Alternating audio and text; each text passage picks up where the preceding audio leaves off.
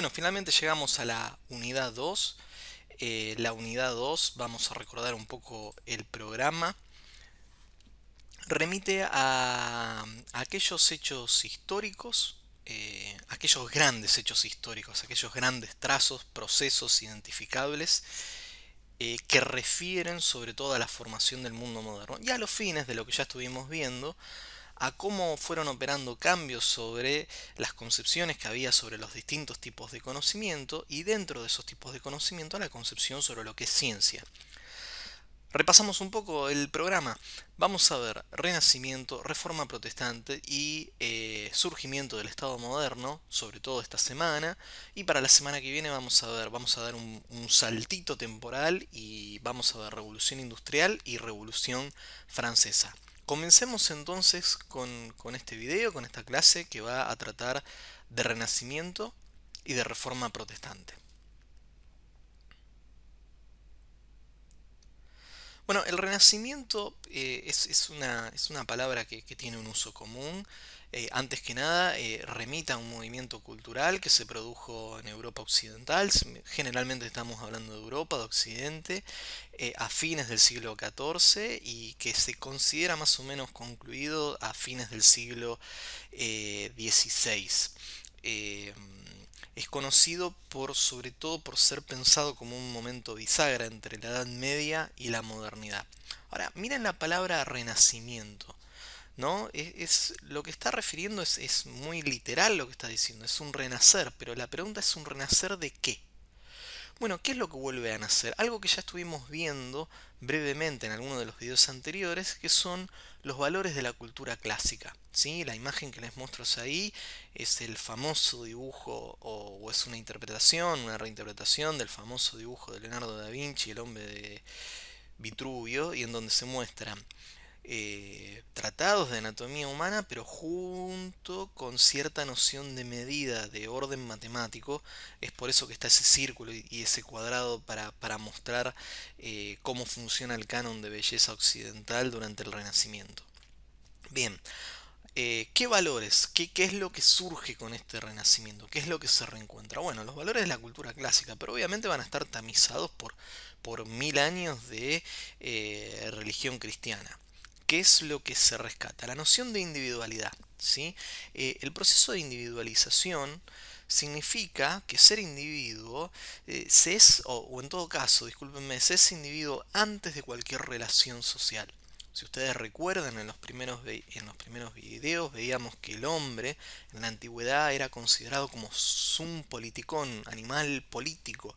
Y eso significa que la comunidad, la polis, la ciudad política donde vivía cada uno de estos hombres es anterior al hombre, el todo es anterior a las partes.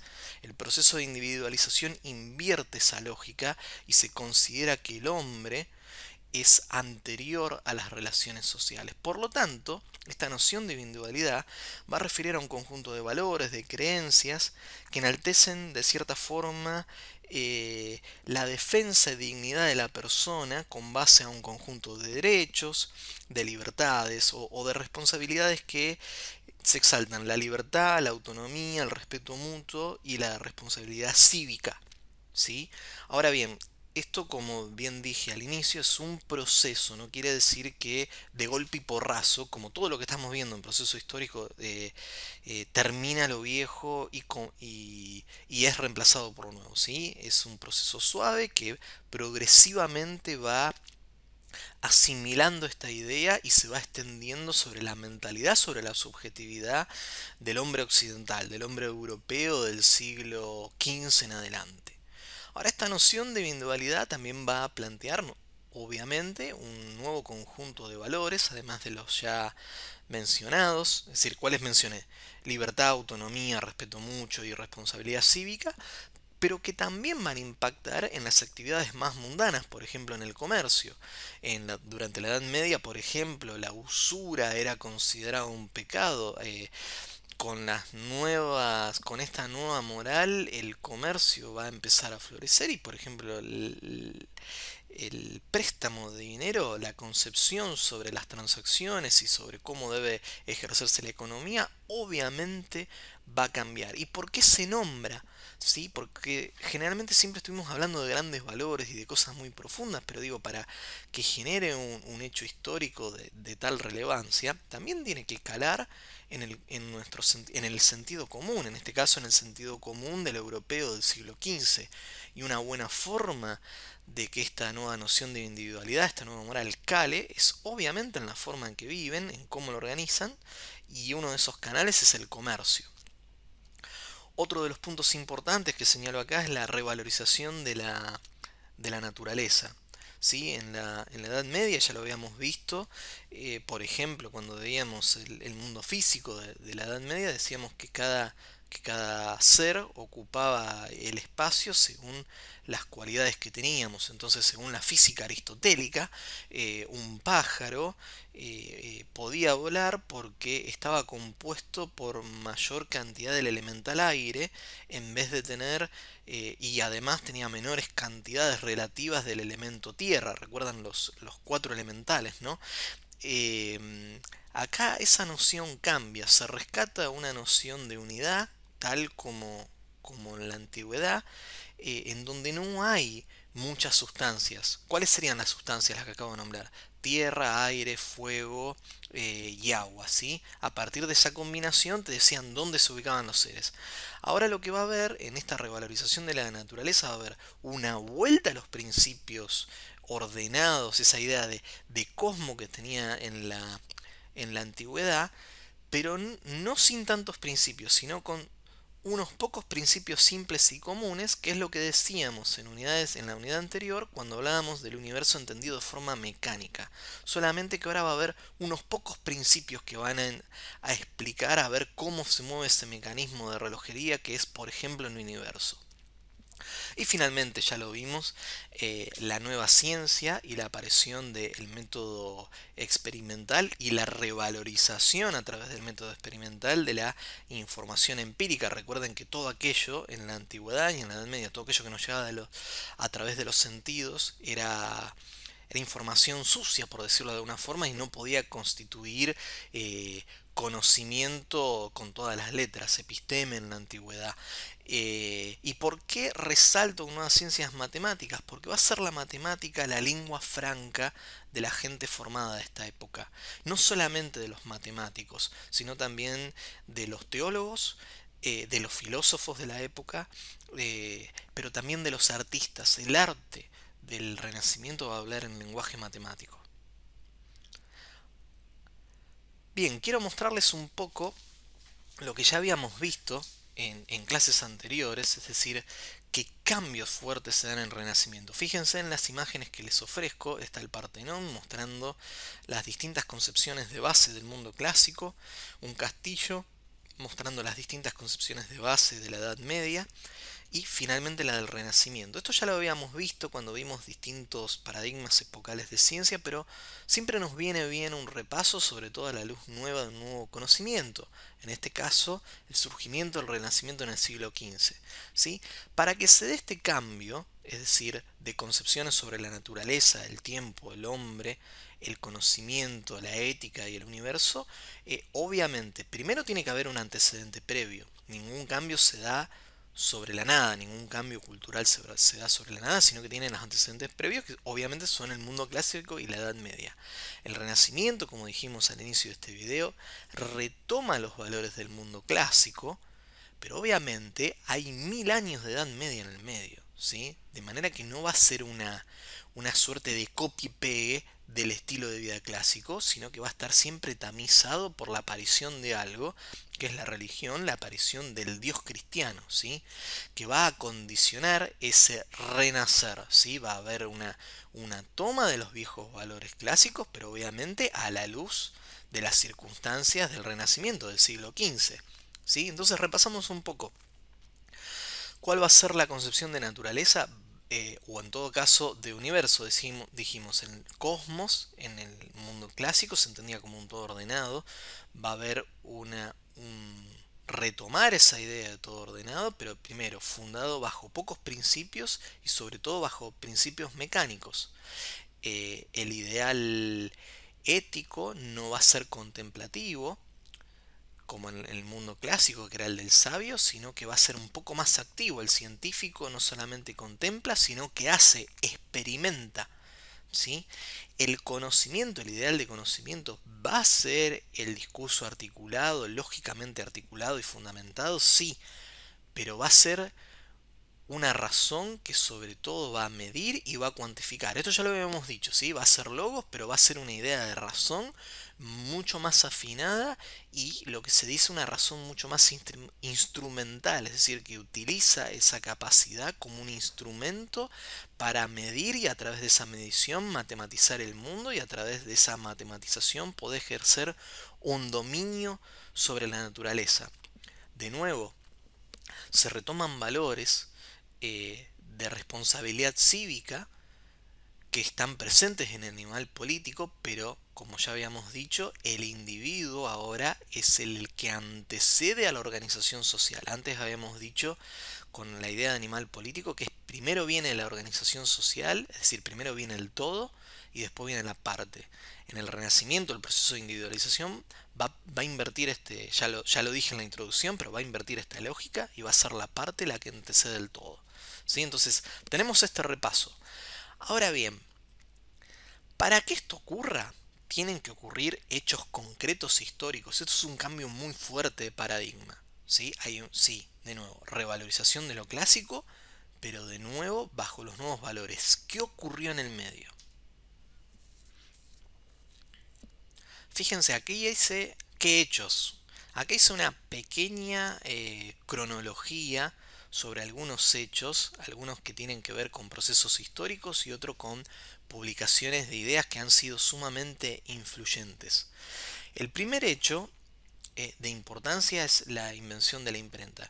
Recordemos que en esta época la mayoría de la población no está alfabetizada y los sistemas de educación prácticamente no existen por fuera de las abadías o de las iglesias, y aún dentro de las iglesias no muchos saben leer. Además, los idiomas nacionales se hablan en el vulgo, en el común de la gente, pero todavía no hay una oficialización de los idiomas locales. Sí, hay un alemán hablado, pero no hay un alemán escrito, por ejemplo.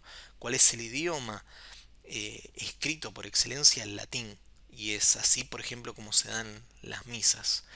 La invención de la imprenta incorpora una tecnología que, a pesar de las limitaciones, a pesar de que poca población sabe leer y escribir, potencia a aquellos que sí lo saben hacer, ¿sí? Y les permite una herramienta no solamente a los eruditos de la época, sino también a los políticos que están construyendo de golpe sus estados basados en cierta idea de nación, tema que vamos a ver la semana que viene, para potenciar un idioma local que contribuya a crear cierta idea de comunidad, es decir, de comunidad organizada, es la idea de nación. ¿Sí? Primer punto, entonces, invención de la imprenta. Segundo punto, punto paradigmático que marca que se ha, ¿cómo se llama? Acordado como el cierre de la Edad Media y el comienzo de lo nuevo, es la caída de Constantinopla, es decir, la caída del Imperio Romano Oriental. Más adelante, y con la caída del Imperio Romano Oriental, el surgimiento, es decir, el surgimiento de otro tipo de organización política que van a ser los Estados-nación, que vamos a ver más adelante. Posteriormente, el descubrimiento de América es un golpe a la concepción europea, enorme, no solamente porque eh, contradice lo que dice la palabra sagrada, o por lo menos una lectura literal de las escrituras, sino que en el descubrimiento de América está también el descubrimiento de los nativos de América y la concepción y empieza un largo debate sobre qué es la naturaleza humana. ¿Sí? Si aquellas personas que han sido descubiertas pero que no hablan el idioma y que en apariencia y físicamente se parecen al europeo pero no son tan parecidos al europeo, se pueden considerar, por ejemplo, seres humanos. Esto es un golpe a la mandíbula sobre la concepción que tiene el europeo del mundo. ¿sí?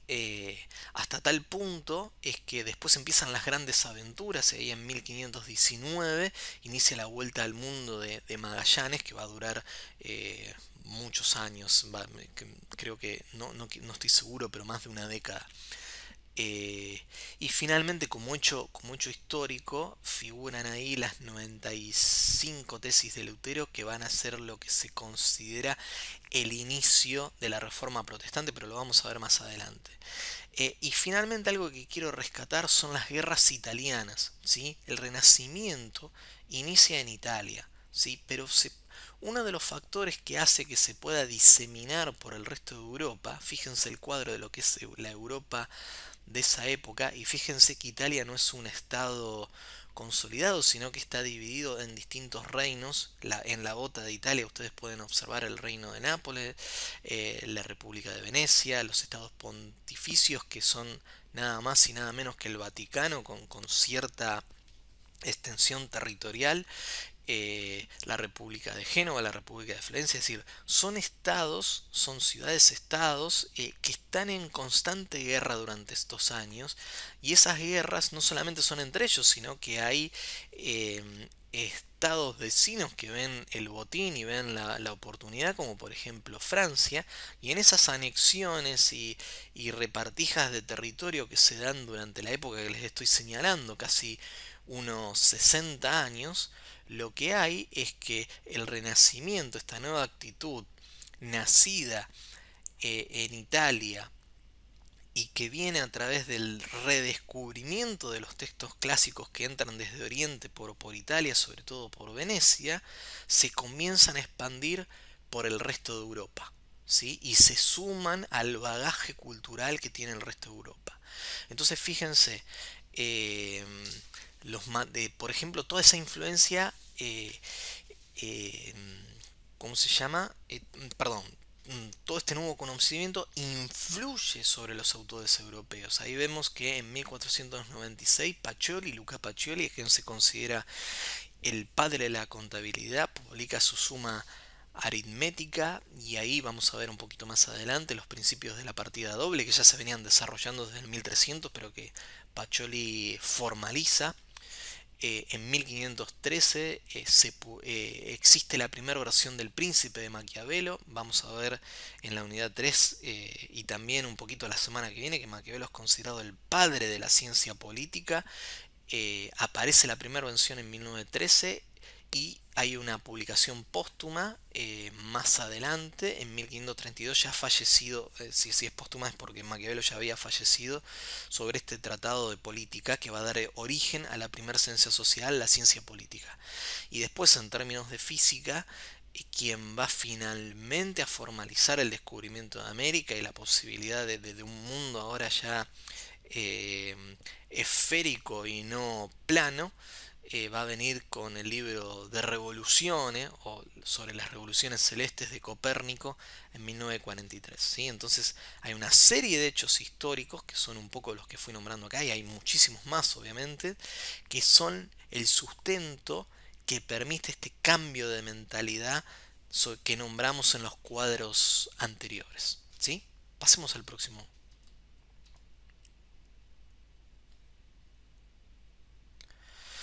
Bien, una de las cosas que yo nombré con respecto al Renacimiento es la eh, fuerte influencia que tiene la matemática como lenguaje, como lengua franca, es decir, como lenguaje que están abriendo los eruditos de la época, ¿sí?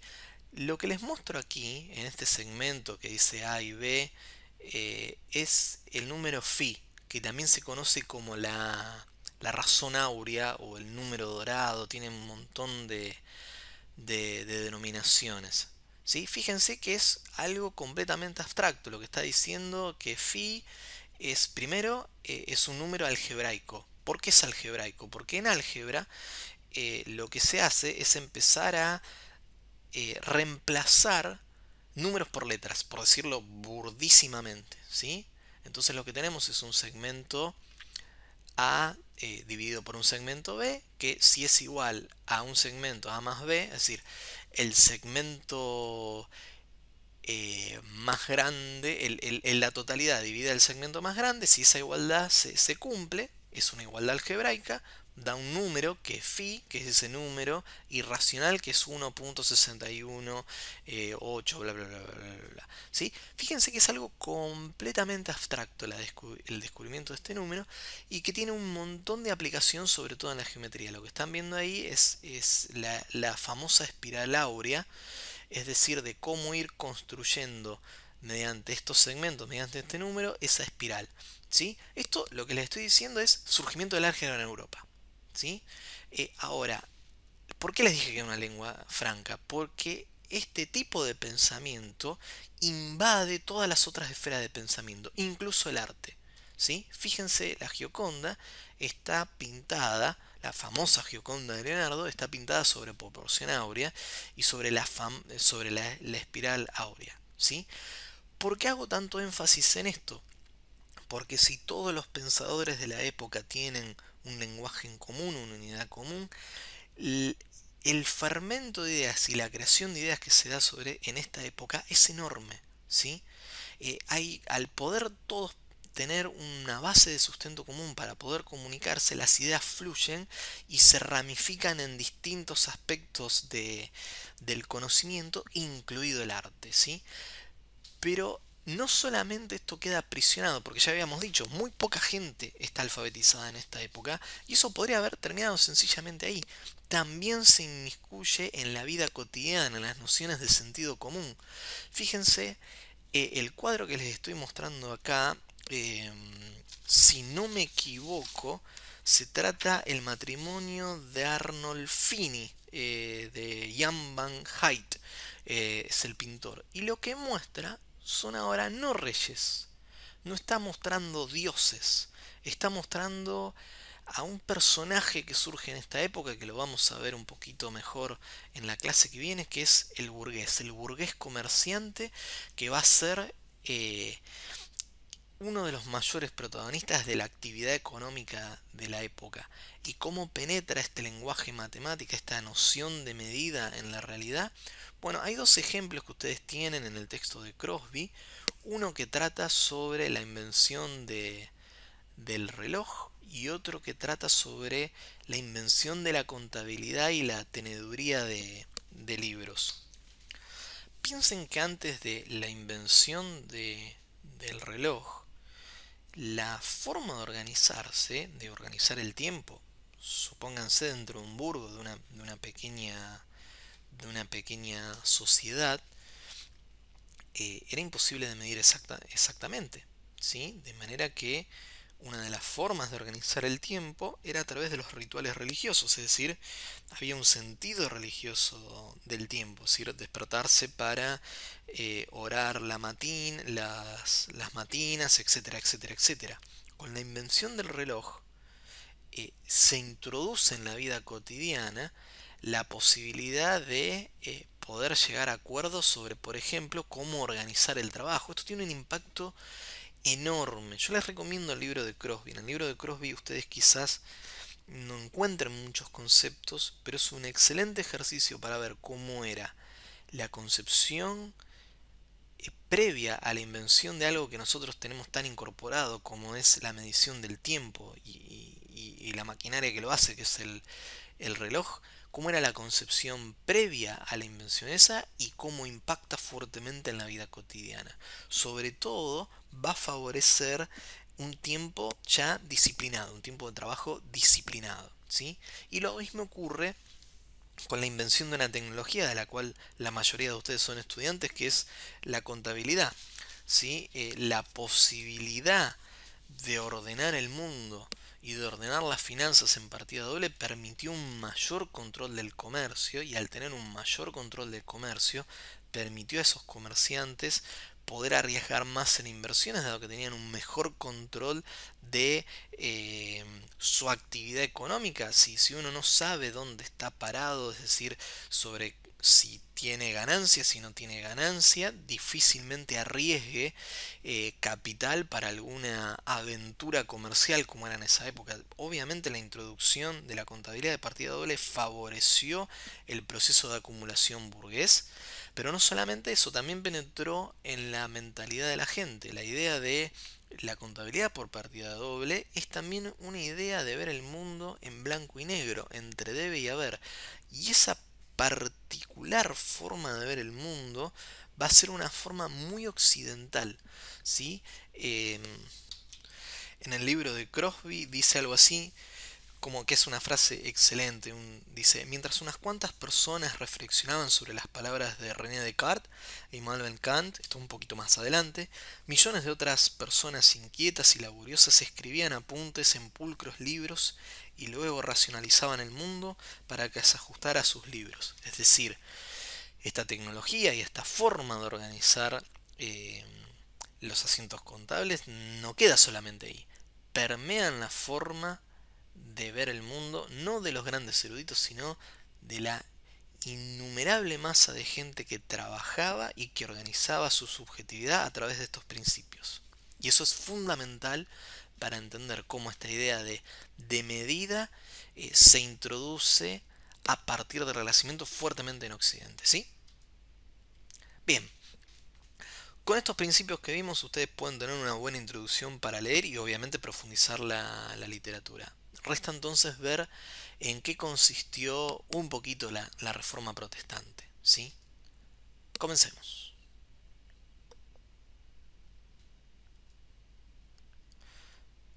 La Reforma Protestante es un movimiento religioso que surge en Alemania en la segunda década del siglo XVI, liderado por Martín Lutero. ¿Por qué surge un movimiento que protesta? Digo, ¿contra qué se está protestando? Bueno, eh, lo que sucede en esa época en Alemania, y Alemania no es Alemania, si ustedes después retroceden en el video van a ver que Alemania se considera el Sacro Imperio Romano, pero en realidad son principados alemanes que están en una suerte de confederación, pero cada uno independiente del otro, ¿sí? Pequeños principados que están dentro del Sacro Imperio Romano, pero que tienen un poco de autonomía. No hay un estado centralizado como se está ensayando en Francia. Y se llama Sacro Imperio Romano y están viendo que la Iglesia Católica, entendida no como solamente como una organización espiritual, sino también como una organización política, como un Estado, insisto, vean el mapa de la organización territorial y vean los estados vaticanos, digamos, dentro del mapa, están viendo que esta organización política comete serios abusos contra la doctrina, contra la fe. Y uno de los más destacados es la venta de indulgencias. ¿Qué es la venta de indulgencias? Bueno, es una forma de financiar, por ejemplo, la construcción de la Basílica de San Pedro. ¿Sí? ¿En qué consistía eso? Una tabla, así de burdo como lo voy a decir, había una tabla de pecados, cada pecado tenía su costo, y aquel creyente arrepentido que quería purgar su alma, sencillamente con pagar por el pecado, recibía la indulgencia y era perdonado por el pecado cometido. Obviamente para quien es verdadero creyente esto era un motivo de alarma y de profundo repudio. Todo lo cual llevó a una crisis de valores por problemas de corrupción dentro de la organización de la Iglesia Católica. Además, ténganse en cuenta que la carrera eclesiástica era también una forma de vida, de manera que muchos de quienes se ordenaban dentro de la carrera eclesiástica no necesariamente lo hacían por vocación, sino como un medio más para poder sobrevivir. Ahora bien, eso llevó a que la función por la cual se suponía que la iglesia funcionaba, por lo menos su función principal, que era la salvación de las almas, se viera fuertemente cuestionada y entrar en una crisis de valores desde adentro, desde la propia estructura. Y además, la iglesia tenía una fuerte centralización del poder político. ¿Sí? Ante esta situación, obviamente, había mucho descontento y quien logra canalizar y explicar ese descontento es a quien ya nombramos Martín Lutero. Eh,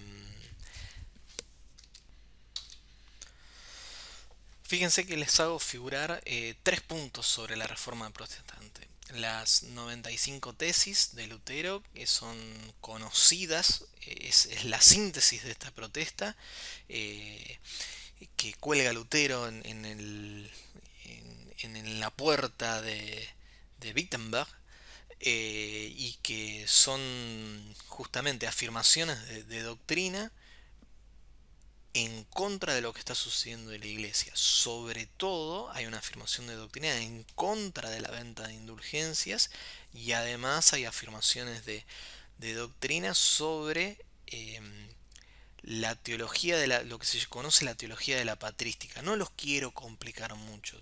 ¿Qué quiero decir con la patrística? Los padres fundadores de la iglesia, ¿sí? Las tesis que propone Lutero en cierta forma son una vuelta a los orígenes, una vuelta a un inicio de la iglesia más puro y más espiritual, ¿sí? No es un movimiento, por lo menos en sus inicios, la Reforma Protestante no es un movimiento progresista, no está mirando hacia un futuro mejor, lo que está mirando es hacia un pasado mejor, a las viejas doctrinas sobre las cuales se fundó la iglesia, ¿sí? Y en el camino, además, Lutero va incorporando elementos de su propia concepción, y una de las cuales es que él afirma que no tiene que haber intermediación entre la palabra divina y quien la recibe. ¿Quién daba esa intermediación? La iglesia, el sacerdote. Lo que dice Lutero es, no, cada creyente tiene que poder acceder a la lectura de la Biblia, y para que eso sea así, o el creyente aprende latín, o se traduce la Biblia del latín al idioma nativo. Y en ese caso, la traducción de la Biblia al alemán, que ya habíamos dicho, es una lengua nacional, pero no era una lengua escrita. Lutero es una de las personas que permite la consolidación del alemán como lengua escrita.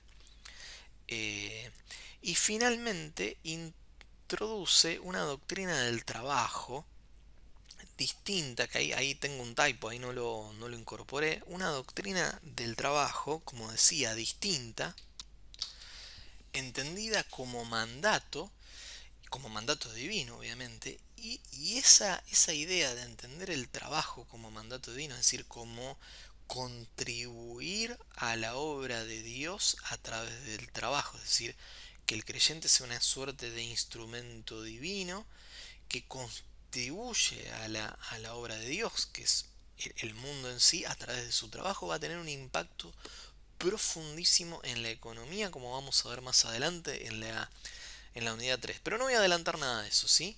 Entonces, vimos las causas de la Reforma Protestante, vimos más o menos qué es lo que propone Lutero, vamos a ver algunas de las consecuencias, que es lo que nos interesa. Efectos o consecuencias. Bueno, el primer punto es que la Reforma Protestante en cierta forma termina con el monopolio de bienes espirituales por parte de la Iglesia. Básicamente, lo que genera la Reforma Protestante es una escinsión de la Iglesia, primero de los territorios alemanes, que se convierten al protestantismo. Entonces ya no hay un único, eh, una única autoridad espiritual, sino que empiezan a haber algunas autoridades espirituales, ¿sí? La Reforma Protestante impacta en Alemania, pero también va a impactar en Holanda, y posteriormente también en Inglaterra, que se va a separar de, también de la Iglesia Católica, va a crear la Iglesia Anglicana. Segundo punto, se favorece el desarrollo de doctrinas de libertad de pensamiento y de conciencia religiosa. Todo esto es un proceso que lleva tiempo, ¿sí? Obviamente no es que hay una reacción favorable a Lutero por parte de la iglesia, sino que hay lo que se llamó un proceso de contrarreforma, y a través del proceso de reforma y de contrarreforma hubo grandes enfrentamientos. Ahora bien, a medida que los enfrentamientos iban subiendo de tono, y cuando digo de tono quiere decir la gente se mataba en guerras religiosas, empezaron a surgir opciones, ¿sí? Y las opciones son empezar a proponer otras ideas que permitan la libertad de pensamiento, es decir, la convivencia de gente de distintos credos, de distintas religiones, con, con el hecho de asegurar cierta noción de paz. y por lo tanto de no matarse entre ellos. Eso lo vamos a ver un poquito más en la clase que viene cuando hablemos de la paz de Westfalia. ¿Sí? Y finalmente, obviamente favoreció al proceso de individualización por lo que ya veníamos diciendo antes, es decir, se acerca la palabra divina al común de la gente, por lo tanto ahora la gente que ya tiene a la Biblia traducida en su idioma correspondiente puede leerlo, y si puede leerlo, para poder leerlo va a tener que educarse. En el Renacimiento, sobre todo en Alemania, se da un fuerte proceso de educación, si bien todavía no existe la educación pública, las iglesias empiezan en gran parte no por cuestiones de educar al pueblo, sino por cuestiones netamente religiosas, justamente y como efecto secundario a educarlos. Bien, con esto yo creo que tenemos un pequeño resumen de los puntos más importantes. Eh, la biografía es amplia, va a requerir lectura de ustedes, pero con este video junto a la lectura creo que podemos tener un buen comienzo para organizar las lecturas y lo que sigue de la unidad 2. Bueno, muchísimas gracias.